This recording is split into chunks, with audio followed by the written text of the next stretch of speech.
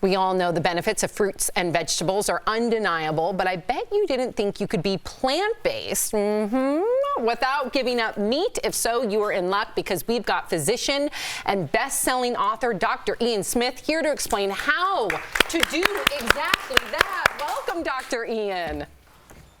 Thanks for having me. I'm glad to join you guys. So happy that you're here, bringing plant-based to the forefront. I've been plant-based for 16 years, but I like that you're doing it in a way that's digestible, no pun intended, to everybody. So you just wrote Plant Power, and I know being plant-based is pretty new to you.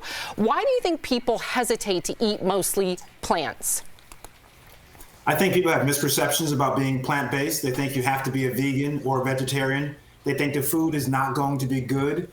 They think it's going to be boring. They think it's going to be difficult to find good foods. And so I really wanted to write this book because it was my own journey. I love meat like anybody else. I love steak. I love burgers. I love fish. But I also wanted to reduce the amount of red meat that I was eating and some of the seafood. And I wanted to become more plant-based. So it's very simple.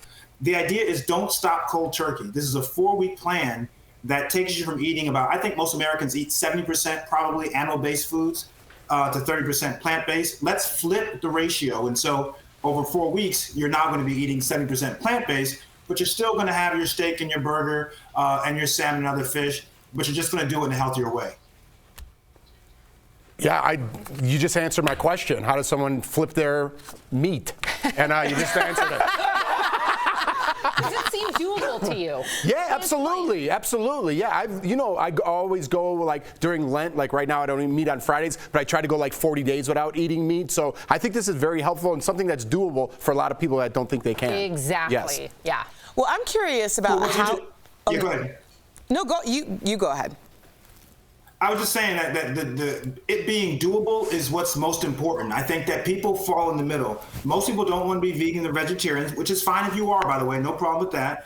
Most people don't want to be strictly meat eaters. I think most people want to be somewhere in the middle, and that's what I'm trying to answer with Plant Power. Moderation.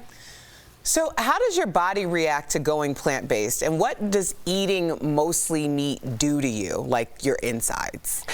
Yeah. Well, I was very nervous, I have to be honest with you, because I thought I would, suffer from meat withdrawal or cravings, and it just didn't happen. I mean, my energy level improved, my sleep got better, my mental acuity, my thinking was clearer. I felt lighter. I just felt so much better. And it's interesting because others had told me that happens, and I was like, I don't know about that. And it's just the amount of protein and fiber and antioxidants you can get in plant foods is so enormous that it just has a whole kind of global impact on how you feel and how you carry yourself. I mean, that's as I'm listening to you talk, it's really kind of been my journey. I've been slowly acclimating into a plant-based lifestyle. There was some steak last night, but for lunch it's usually all veggies, and so I really am, if I could tell anybody, I know you feel so much better. So when you are out and you're trying to kind of make that transition, you're probably going to be looking at meat substitutes. What should people be looking for when they see meat substitutes? Like what should they be looking for to make sure they get the healthiest one?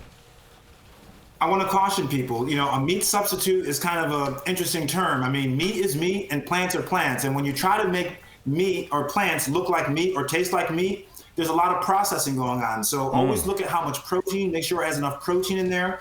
Be careful how much sodium or salt is in there. Be careful of the types of fats. You want to make sure you're getting unsaturated fats and not saturated fats. And look at the calories. Just because something says that it's a meat substitute doesn't mean it's actually healthier than meat. In fact, some cases have shown that the meat substitutes are unhealthy compared to the meat itself. So just watch those items when you're looking at the back of the label. Makes sense. So my big concern is I can be a hangry girl. So what's your go-to plant-based meal that's actually going to keep you full? Good question.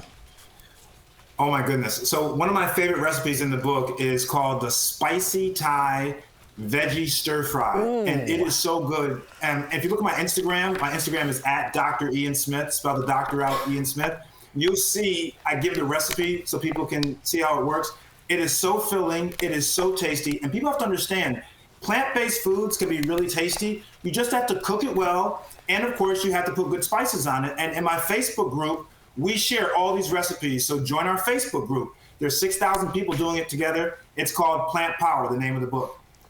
I'm literally reading some of these recipes, salivating. That one sounded really good. That you This just is so mentioned. good. Everybody has to go pick this up. Thank you so much, Dr. Ian. DBL Nation, make sure to pick up a copy of Dr. Ian's newest book, Plant Power, available now wherever books are sold. We'll be right back. We appreciate you. Thanks, Thank you Doc. so much. Thank you, guys. Take care.